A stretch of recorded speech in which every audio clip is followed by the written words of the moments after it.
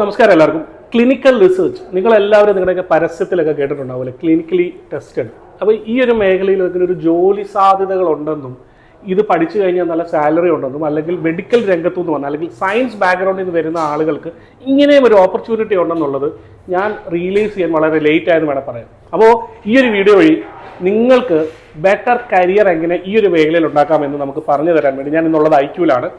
ഐക്യൂൽ എന്നോടൊപ്പം സംസാരിക്കാനിരിക്കുന്ന ആര്യാണ്. സോ ആര്യ, നമുക്ക് ആമുഖങ്ങളൊന്നുമില്ലാതെ straight away to the point, ഈ ഒരു കോഴ്സിന് എന്തുകൊണ്ടാണ് കേരളത്തിലൊരു ട്രെൻഡിങ് ഫാക്ടർ ഇല്ലാത്തത്?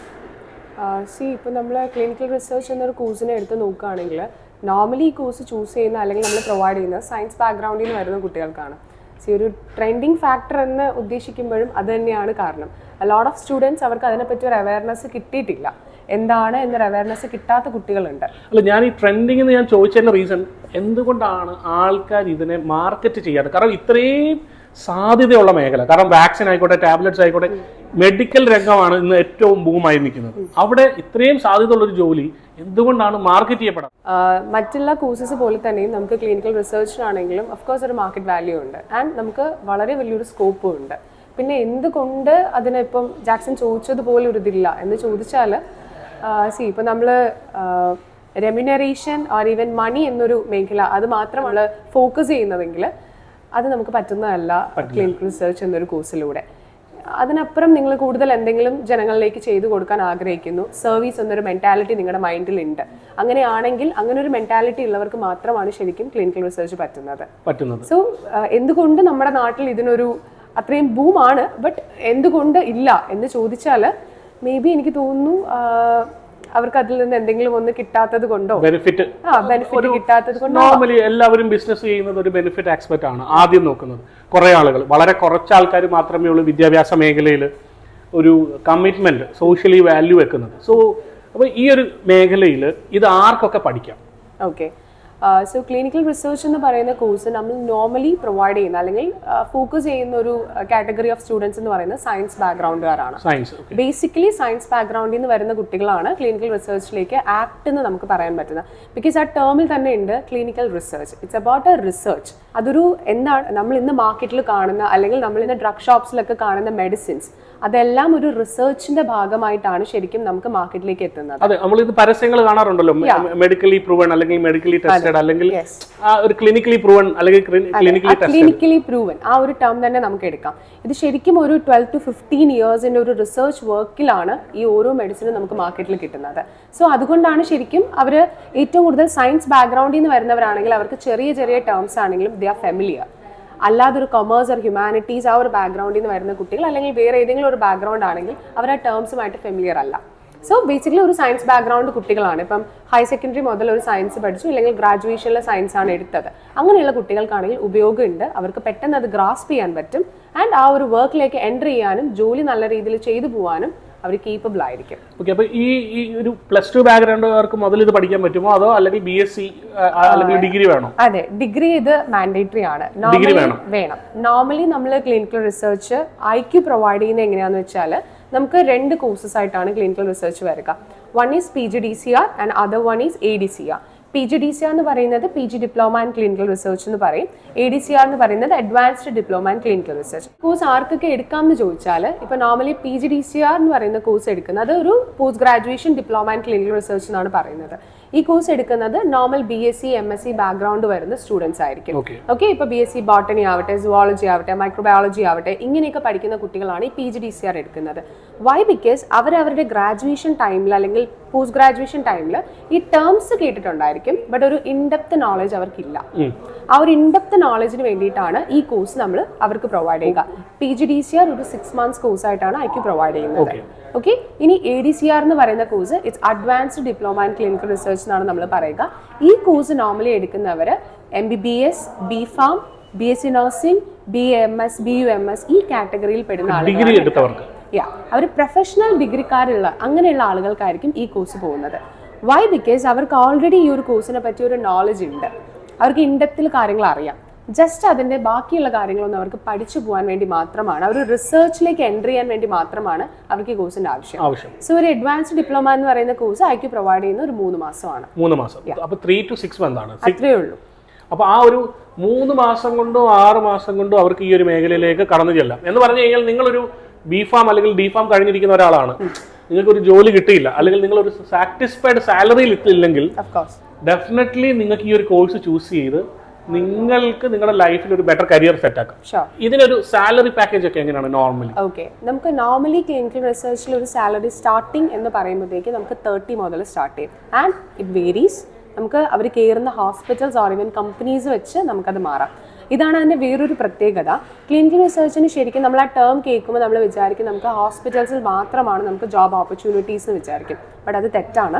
നമുക്ക് ഹോസ്പിറ്റൽസ് ആൻഡ് MNCസിലാണെങ്കിലും നമുക്ക് എന്തുണ്ട്, അതുപോലെ തന്നെ ഫാർമസ്യൂട്ടിക്കൽ കമ്പനികളിൽ ഓഫ്കോഴ്സ് നമുക്ക് അതിനുള്ള ഓപ്പർച്യൂണിറ്റീസ് ഉണ്ട്. സോ നമ്മൾ കയറുന്ന കമ്പനി അനുസരിച്ച് നിങ്ങൾക്ക് എന്തെങ്കിലും എക്സ്പീരിയൻസ് ഉണ്ടെങ്കിൽ, അല്ലെങ്കിൽ നിങ്ങൾ എന്തെങ്കിലും ഇന്റേൺഷിപ്പ് ചെയ്തിട്ടുണ്ടെങ്കിൽ അതെല്ലാം അനുസരിച്ചായിരിക്കും നിങ്ങളുടെ സാലറി അങ്ങോട്ടും ഇങ്ങോട്ടും മാറ്റുക. ബട്ട് ഓഫ്കോഴ്സ് നമുക്ക് സ്റ്റാർട്ടിങ് 30 മുതൽ തുടങ്ങാം. 30 മുതൽ തുടങ്ങാം.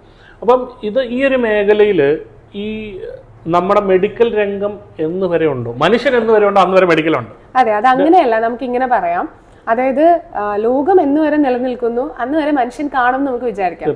മനുഷ്യന്മാരുള്ള കാലം വരെ എന്തെങ്കിലുമൊക്കെ അസുഖങ്ങൾ ഉണ്ടായിരിക്കും. അപ്പൊ ഈ അസുഖങ്ങൾക്ക് വേണ്ടിയിട്ട് നമുക്ക് മരുന്നുകൾ എന്തായാലും വേണം അല്ലേ? ആ ഒരു സമയം വരെ ക്ലിനിക്കൽ റിസർച്ചിന് എന്തുണ്ട്, അവിടെ ഒരു ഓപ്ഷൻ ഉണ്ട്. കാരണം ഈ ഒരു മേഖല ഇപ്പൊ നിങ്ങൾ ഒരിക്കലും ചിന്തിക്കരുത് ഇത് മരുന്നുകൾ മാത്രം, വാക്സിൻ അതുപോലുള്ള എല്ലാ മേഖലകളിലും ക്ലിനിക്കൽ പ്രൂവൺ ടെസ്റ്റിംഗ് ഉണ്ട്. കാരണം ടെസ്റ്റിംഗ് ആൻഡ് സർട്ടിഫൈങ് എന്ന് പറയുന്ന ഒരു മേഖല ഒരിക്കലും നിലനിൽക്കാത്ത ഒരു കാര്യമല്ല. അങ്ങേയറ്റം എന്നും എപ്പോഴും വേണം. കാരണം ഓരോ കാര്യങ്ങളും, ഓരോ പുതിയ മരുന്ന് വരുമ്പോൾ അതിനെ വെരിഫൈ ചെയ്ത് ടെസ്റ്റ് ചെയ്ത് ആയിട്ടാണ് ജനങ്ങളിലേക്ക് എത്തിക്കുന്നത്. അപ്പോൾ ഈ ഒരു മേഖല അതുപോലെ തന്നെ ബൂമായിക്കൊണ്ടേയിരിക്കും. 30,000 എന്ന് പറയുന്നത് ബേസിക് സ്റ്റാർട്ടിംഗ് സാലറി മാത്രമാണ്. എത്രയോ മുകളിലോട്ടായിരിക്കും. നിങ്ങൾക്ക് ഗൂഗിൾ ചെയ്ത് നോക്കാൻ പറ്റും ഈ ഒരു മേഖലയിലെ സാലറി സാധ്യതകൾ. ഇനി അടുത്ത നമ്മൾ നോക്കുവാണെങ്കിൽ ഇത് പഠിച്ചു കഴിഞ്ഞാൽ ഇനിയിപ്പോൾ ഇവർ ചിന്തിക്കുമായിരിക്കും, ഞാനിത് പഠിച്ചു കഴിഞ്ഞിട്ട് ഞാൻ എത്ര നാൾ വെയിറ്റ് ചെയ്യേണ്ടി വരും, എനിക്ക് അങ്ങനെ ജോലി കിട്ടാതിരിക്കുമോ എന്നുള്ളൊരു ചോദ്യമായിരിക്കും ഇനി അടുത്ത ഇവരുടെ മനസ്സിൽ. ഇത് കാണുന്ന പാരന്റ് ആയിക്കോട്ടെ, കുട്ടി ആയിക്കോട്ടെ. ആ ഒരു പ്ലേസ്മെന്റ് ആസ്പെക്റ്റിൽ എന്താണ് പറയാനുള്ളത്? Okay, so IQCTS placements provide ചെയ്യുന്നത് 3 months കോഴ്സ് ആണെങ്കിലും 6 months കോഴ്സ് ആണെങ്കിലും ഇവർ കോഴ്സ് കംപ്ലീറ്റ് ചെയ്യുന്നതിന് 1 month ബിഫോർ ആയിരിക്കും ഞങ്ങൾ ഇവരുടെ പ്ലേസ്മെന്റ് സ്റ്റാർട്ട് ചെയ്യുക. അതായത് ഫസ്റ്റ് ഓഫ് ഓൾ ഞങ്ങൾ ചെയ്യുന്നത് കുട്ടികളോട് അവരെവിടെയാണ് പ്രിഫർ ചെയ്യുന്നതെന്ന് ചോദിക്കും. ഞങ്ങൾ പ്ലേസ്മെന്റ്സ് പ്രൊവൈഡ് ചെയ്യുന്നത് പാൻ ഇന്ത്യ ആണ്. സോ ഇല്ല പുറത്തേക്ക് നോക്കുന്ന കുട്ടികൾക്ക് അതിന് വേണ്ടിയിട്ടുള്ള സപ്പോർട്ടും പ്രൊവൈഡ് ചെയ്ത് കൊടുക്കുന്നുണ്ട്. സോ അങ്ങനെ അവരോട് എവിടെയാണ് അവർക്ക് താല്പര്യം അവിടെ ചോദിക്കും. അവർ പ്രിഫർ ചെയ്യുന്ന ഒരു പ്ലേസ് ഏതാണെന്ന് നോക്കും. ഒരു 1 month മുമ്പ് തന്നെ ഞങ്ങൾ പ്ലേസ്മെന്റ്സ് അത് സ്റ്റാർട്ട് ചെയ്യും. എങ്ങനെയാണ് അതിന്റെ എൻക്വയറീസ് സ്റ്റാർട്ട് ചെയ്തുകൊണ്ടിരിക്കുന്നതിന് മുമ്പ് ഒരു ജോലിക്ക് എത്തും എന്ന് പറഞ്ഞാൽ ഇവിടുന്ന് പോകുന്ന ഒരാൾ വെൽ സാറ്റിസ്ഫൈഡ് ആയിരിക്കും. വൈ? ബിക്കോസ് കുട്ടികൾ പഠിച്ചിറങ്ങി കഴിയുമ്പോൾ മാത്രമല്ല ഞങ്ങൾക്ക് അതിലൊരു തൃപ്തി ഉണ്ടാവുന്നത്. അവർ പഠിച്ചിറങ്ങി അവരത് അർഹിക്കുന്ന ഒരു ജോലി കയറി കഴിയുമ്പോഴാണ് ഞങ്ങൾക്ക് അതിലേക്ക് എന്ത് വരുന്നത്, ഒരു തൃപ്തി വരിക. സോ അതുകൊണ്ടാണ് ഞങ്ങൾ പ്ലേസ്മെന്റ്സ്, കുട്ടി പഠിച്ചിറങ്ങിയതിന് ശേഷമാണ് നമ്മൾ പ്ലേസ്മെന്റ്സ് നോക്കുന്നതെങ്കിൽ ആ കുട്ടി പിന്നെയും വെയിറ്റ് ചെയ്യേണ്ടി വരും. 1 or 2 months അവർ പിന്നെയും വെയിറ്റ് ചെയ്യേണ്ടി വരും. സോ അതുകൊണ്ട് അങ്ങനെ ചെയ്യാറില്ല. ഒരു 1 month ബിഫോർ തന്നെ പ്ലേസ്മെന്റ്സിന് എൻക്വയറീസ് നമ്മൾ സ്റ്റാർട്ട് ചെയ്യും. അപ്പോൾ അതിന്റെ പ്ലേസ്മെന്റ് സപ്പോർട്ട്സ് മൊത്തം ഇവിടെ കൊടുക്കുന്നുണ്ട്. അസിസ്റ്റൻസ് ആൻഡ് സപ്പോർട്ട് ആണ്. ഞങ്ങളുടെ സ്റ്റുഡൻസ് ആണെങ്കിൽ ഞങ്ങൾ കംപ്ലീറ്റ് അസിസ്റ്റൻസ് ആണ്, 100% അസിസ്റ്റൻസ് ആണ് കൊടുക്കുക. ഈവൻ ഇപ്പോൾ ഞങ്ങളുടെ സ്റ്റുഡൻസ് അല്ല പറയാൻ പറ്റില്ലല്ലോ, ഞങ്ങൾക്ക് അങ്ങനെയും ഞങ്ങൾക്ക് വരാറുണ്ട് എൻക്വയറീസ്. മറ്റുള്ള സ്ഥാപനങ്ങളിലുള്ള കുട്ടികളാണെങ്കിൽ പോലും പ്ലേസ്മെന്റ് സപ്പോർട്ട് ഞങ്ങളോട് ചോദിക്കാറുണ്ട്. അങ്ങനെ കുട്ടികളാണെങ്കിൽ അവർക്ക് സപ്പോർട്ടാണ് പ്രൊവൈഡ് ചെയ്യുന്നത്. പിന്നെ ഉള്ളത് ഇനിയിപ്പം ഇവർക്ക് തോന്നാം ഞാൻ ഏജ് വല്ല പ്രശ്നമുണ്ടോ? കാരണം ചിലരുണ്ടാകാം ബിഫാമോ അല്ലെങ്കിൽ നഴ്സിങ്ങോ GNM ഒക്കെ കഴിഞ്ഞിട്ട് ചിലപ്പോൾ ഇപ്പോൾ ജോലി ചെയ്യാതെ ഇപ്പോൾ ഒരു 35-36 വയസ്സുള്ള കല്യാണം കഴിഞ്ഞു പഠിച്ചു കഴിഞ്ഞപ്പോൾ അന്ന് ജോലിക്ക് പോകാൻ പറ്റിയില്ല, കുഞ്ഞുങ്ങളൊക്കെ ആയി, എനിക്ക് പറ്റുമോ? അങ്ങനെ ഒരു ഏജിന് ഒരു ബാരിയർ ഉണ്ടോ? ഇത് നോർമലി നമുക്ക് ക്ലിനിക്കൽ റിസർച്ച് വരുമ്പോഴത്തേക്കും ഏജ് അതിലൊരു വിഷയമാണ് ശരിക്കും പറഞ്ഞാൽ. ബട്ട് വലിയൊരു വിഷയമാണെന്ന് ചോദിച്ചാലും അല്ല. ഇപ്പോൾ ജാക്സൺ പറഞ്ഞതുപോലെ മാരേജ് കഴിഞ്ഞു അല്ലെങ്കിൽ കുറച്ച് നാളൊന്ന് സ്റ്റഡീസ് ഒന്ന് നിന്നുപോയി, അതിനുശേഷം പിന്നെ അവർ തുടങ്ങാൻ നോക്കുകയാണ്. അങ്ങനെയാണെങ്കിലും നമ്മൾ ക്ലിനിക്കൽ റിസർച്ച് എന്നൊരു കോഴ്സിലേക്ക് എത്തുമ്പോൾ നമ്മുടെ ഏജ് ലിമിറ്റ് എന്ന് പറയുന്നത് 35 ആയിരിക്കും. കാരണം ഞാൻ മനസ്സിലാക്കുന്ന ഈ ഒരു മേഖലയിൽ അത്രത്തോളം തറവായിട്ട് കീനായിട്ട് ഒബ്സർവേഷൻ സ്കില്ല് വേണം. അപ്പം ഉറപ്പായിട്ട് ഏജ് കൂടുന്നതനുസരിച്ച് ആളുകൾക്ക് അത് കുറയും. അതുകൊണ്ടായിരിക്കാം ഡെഫിനറ്റ്ലി. കാരണം ഇത് ഒരു മനുഷ്യന്റെ ജീവിതത്തിൽ ഏറ്റവും പ്രധാനപ്പെട്ട ഒരു മരുന്ന് ചെക്ക് ചെയ്യുന്ന ജോലിയാണ്. അപ്പോൾ ഡെഫിനറ്റ്ലി അവിടെ ഒരു ഏജ് മാറ്റർ തന്നെയാണ്. പക്ഷെ നിങ്ങളൊരു 25-26 വയസ്സ് സമയത്ത് കല്യാണം കഴിഞ്ഞ് ഇപ്പം 30 വയസ്സായിട്ടിരിക്കുന്ന ഒരാളാണെങ്കിൽ നിങ്ങൾക്ക് നല്ലൊരു ഓപ്പർച്യൂണിറ്റി ഉണ്ട്. നിങ്ങൾക്കൊരു പുതിയൊരു കരിയറിലേക്ക് പോകാനായിട്ട് സാധിക്കും. എനിവേ, ഇനി ലാസ്റ്റ് നോട്ട് ദ ലീസ്റ്റ് എന്ന് പറയുന്ന പോലെ ഈ ഒരു മേഖലയിൽ ഇവർക്ക് ഇപ്പൊ എല്ലാവരും ഇന്ന് ഒരു കോവിഡ് കാലഘട്ടം കഴിഞ്ഞ പിന്നെ എല്ലാവരും നോക്കുന്ന ഒരു മാറ്ററാണ് ഈ ജോലിയിൽ എനിക്ക് അങ്ങനെയൊക്കെ വളർന്നു പോകാൻ പറ്റും, അല്ലെങ്കിൽ ഇത് മാത്രമായി ഞാൻ ഒതുങ്ങി പോകുമോ, സാലറി ഇൻക്രിമെന്റ് ഉണ്ടാകുമോ, എനിക്കൊരു സ്ഥാനക്കയറ്റം കിട്ടുമോ, ഇങ്ങനെയൊക്കെയുള്ള. അപ്പോൾ ഇതുവരെയുള്ള ആര്യയുടെ ഒരു എക്സ്പീരിയൻസിൽ ഈ ഒരു മേഖല പഠിച്ചിറങ്ങുന്ന ആളുകൾക്ക് എന്തൊക്കെയാണ് മറ്റൊരു ഓപ്പർച്യൂണിറ്റീസ്, അല്ലെങ്കിൽ അവരുടെ ജോബിൽ അവർക്ക് എങ്ങനെ മുന്നോട്ട് വളരാം? ഉണ്ടാവുന്ന ആ ഒരു സ്ഥാനക്കയറ്റം ഇപ്പൊ ചോദിച്ചതുപോലെ ആണെങ്കിൽ അവർ എന്ത് ബാക്ക്ഗ്രൗണ്ടിൽ നിന്നാണ് വന്നത്, ആ ഒരു ബാക്ക്ഗ്രൗണ്ട് ഇപ്പൊ ഞാൻ നേരത്തെ മെൻഷൻ ചെയ്ത പോലെ തന്നെ ചിലരിപ്പം MSc ഓർ BSc സുവോളജി ആയിരിക്കാം, ചിലപ്പോൾ BPharm ആയിരിക്കാം, അല്ലെങ്കിൽ മൈക്രോബയോളജി ആയിരിക്കാം. എന്താണ് അവരുടെ ബാക്ക്ഗ്രൗണ്ട്, അതനുസരിച്ചായിരിക്കും അവർക്ക് അതിൽ ജോലി കിട്ടുക. പക്ഷേ സാധ്യത എന്ന് പറയുന്നത് വളരെ വലുതാണ്.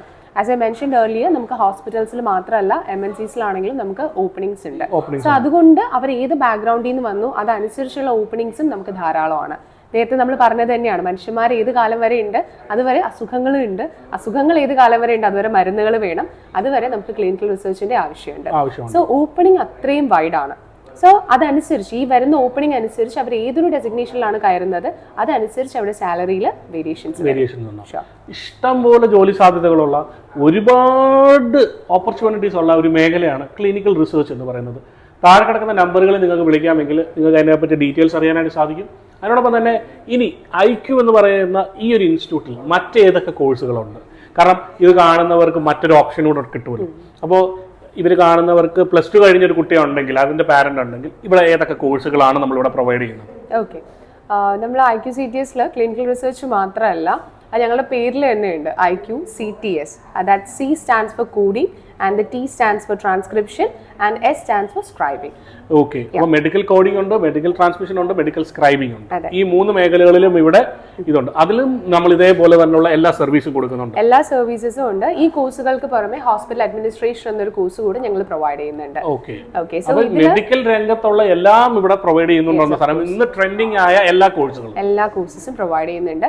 ഈ എല്ലാ കോഴ്സുകൾക്കും ഇപ്പൊ പ്ലേസ്മെന്റ്സ് ആണെങ്കിലും ഇവരുടെ ക്ലാസ്സസ് ആണെങ്കിലും എല്ലാം ഞാൻ ഈ പറഞ്ഞതുപോലെയാണ്. പ്ലേസ്മെന്റ്സ് ആണെങ്കിൽ എല്ലാ കോഴ്സ് കംപ്ലീറ്റ് ചെയ്യുന്ന കുട്ടികൾക്കും കോഴ്സ് കംപ്ലീറ്റ് ചെയ്യുന്നതിന് 1 മാസം മുമ്പ് തന്നെ പ്ലേസ്മെന്റ്സ് ഞങ്ങൾ സ്റ്റാർട്ട് ചെയ്യും.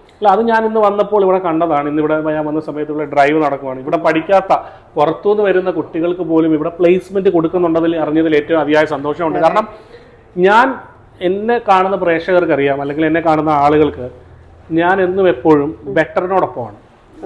കാരണം ഒരു കുട്ടി പഠിച്ചിറങ്ങിയാൽ അവരുടെ ലൈഫിൽ അവർക്കൊരു സെറ്റിൽമെന്റ് വേണം, ജോബ്, അവർക്കൊരു കരിയർ ബെറ്റർ ആവണം, അവർക്ക് അവരുടെ മൊത്തത്തിൽ അവരുടെ ലൈഫിൽ അവരുടെ ഫാമിലിക്കും അവരുടെ നാടിനും എല്ലാത്തിനും അവർക്കൊരു മാറ്റം ഉണ്ടാക്കാനായിട്ട് സാധിക്കണം. അവർ പഠിക്കുന്ന ഏതൊരു പഠനവും അല്ലെങ്കിൽ ഏത് പഠിക്കുന്ന ഒരു ഇൻസ്റ്റിറ്റ്യൂട്ടിലും അതൊരു കീ ആയിരിക്കണം. അവരുടെ ലൈഫിൽ കരിയറിൽ ഒരു പുതിയ താക്കോലായിരിക്കണം, അത് അവരുടെ ലൈഫിൽ തുറക്കുന്ന പുതിയൊരു കഥകായിരിക്കണം. അല്ലാതെ നമ്മള് എന്തെങ്കിലും പഠിച്ചിട്ട് കാര്യമില്ലല്ലോ. ഇന്നത്തെ കാലത്ത് അതൊരു വളരെ കോമ്പറ്റേറ്റീവ് ആയിട്ടുള്ള ഒരു വേൾഡ് ആണ്. നമ്മൾ എന്തെങ്കിലും പഠിച്ചിട്ട് കാര്യമില്ല. കുട്ടികളെ അടുത്ത ഫ്യൂച്ചറിലേക്ക് നിങ്ങൾ അത് ഉപയോഗപ്പെടുത്താൻ പറ്റും അങ്ങനെയുള്ള കോഴ്സസ് പഠിച്ചിട്ട് മാത്രമേ കാര്യമുള്ളൂ. അതെ, അതാണ് നമ്മൾ ശരിക്കും ഫോക്കസ് ചെയ്യുന്നതും അത് തന്നെയാണ്. അല്ല, അങ്ങനെ ഒരു ഫോക്കസ് ഉണ്ടെങ്കിലേ കാര്യമുള്ളൂ. കാരണം പഠനം, വിദ്യാഭ്യാസം എന്ന് പറയുന്നത് ഒരാളുടെ അവകാശമാണ്. അതൊരു ഔദാര്യമായിട്ട് കിട്ടേണ്ട ഒരു സാധനമല്ല, അതൊരു കച്ചവടവും അല്ല.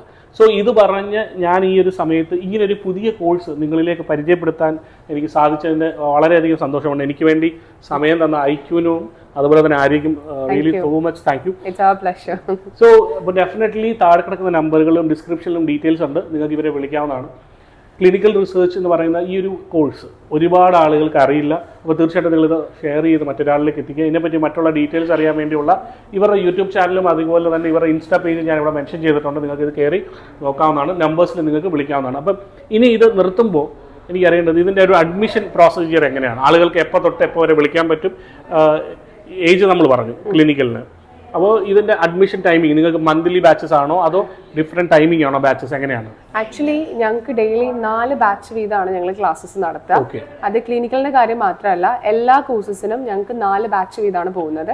We have A morning batch, ഒരു ആഫ്റ്റർനൂൺ ബാച്ച് ഉണ്ട്, ഈവനിംഗ് ബാച്ച് ഉണ്ട്, ആൻഡ് ഓൾസോ നൈറ്റ് ബാച്ച് ഉണ്ട്. അപ്പോൾ ജോലി ചെയ്തുകൊണ്ടിരിക്കുന്ന ഒരാളാണെങ്കിൽ പോലും നിങ്ങൾക്ക് ഈ കോഴ്സ് പഠിക്കാം. ഞങ്ങളുടെ നൈറ്റ് ബാച്ചിൽ കൂടുതൽ വരുന്നതും ഈ ഒരു മിഡിൽ ഈസ്റ്റിലൊക്കെ ഉള്ള ആളുകളുണ്ടല്ലോ, അല്ലെങ്കിൽ വർക്കിംഗ് ആയിട്ടുള്ളവരുണ്ടല്ലോ, ഇവരൊക്കെയാണ് നൈറ്റ് ബാച്ചിലേക്ക് കയറുന്നവർ. ബാക്കി എല്ലാവരും ഈ ഒരു കംഫർട്ടബിൾ അവരുടെ ടൈം അനുസരിച്ചാണ് കയറുക. അപ്പോൾ ഈ നഴ്സിംഗ് ജോലി ചെയ്യുന്നവരോ ഫാർമസിസ്റ്റ് ആയിട്ട് ജോലി ചെയ്യുന്നവർക്കൊക്കെ വേണമെങ്കിൽ നൈറ്റിൽ വന്ന് പഠിക്കാം. അവർക്ക് വേറൊരു കരിയറിലേക്ക് പോകാനായിട്ട് സാധിക്കും. അപ്പോൾ തീർച്ചയായിട്ടും നിങ്ങളുടെ ജീവിതത്തിൽ എന്തെങ്കിലും ഒന്ന് പഠിച്ചിട്ട് നിങ്ങൾക്ക് ഒരു പ്രോപ്പർ കരിയർ കിട്ടിയില്ല, നിങ്ങൾ സക്സസ് എന്ന് പറയുന്ന ഒരു ഫാക്ടറിലേക്ക് നിങ്ങൾ എത്തിയിട്ടില്ല, നിങ്ങൾ മുരടിച്ചിരിക്കുകയാണെങ്കിൽ നിങ്ങളുടെ ലൈഫിനെ ചേഞ്ച് ചെയ്യാൻ സാധിക്കുന്ന ഒരു കോഴ്സാണ് ഈ ഒരു കോഴ്സ്. ഇതിനെപ്പറ്റി ഡീറ്റെയിൽസ് അറിയാൻ വേണ്ടി തീർച്ചയായിട്ടും നിങ്ങൾക്ക് താഴെ കിടക്കുന്ന നമ്പറിൽ വിളിക്കാം. നിങ്ങൾക്ക് അതിനുള്ള എല്ലാ തരത്തിലുള്ള ഹെൽപ്പുകൾ IQCTS നിങ്ങൾക്ക് ചെയ്തു തരുന്നതായിരിക്കും. അപ്പോൾ ഡെഫിനറ്റ്ലി നിങ്ങൾ വിളിക്കുക. അതിനോടൊപ്പം തന്നെ മറക്കാതെ നിങ്ങൾ ഓരോരുത്തരും നിങ്ങളുടെ അഭിപ്രായങ്ങൾ, നിങ്ങൾക്ക് എന്തെങ്കിലും സംശയങ്ങളുണ്ടെങ്കിൽ നിങ്ങൾ കമൻറ്റ് ചെയ്യുകയാണെങ്കിൽ ഇവർ നിങ്ങൾക്ക് അതിനുള്ള ആൻസേഴ്സ് തരുന്നതായിരിക്കും. പിന്നെ ഒരു പുതിയ വീഡിയോ വരുന്നിടം വരെയും ബൈ.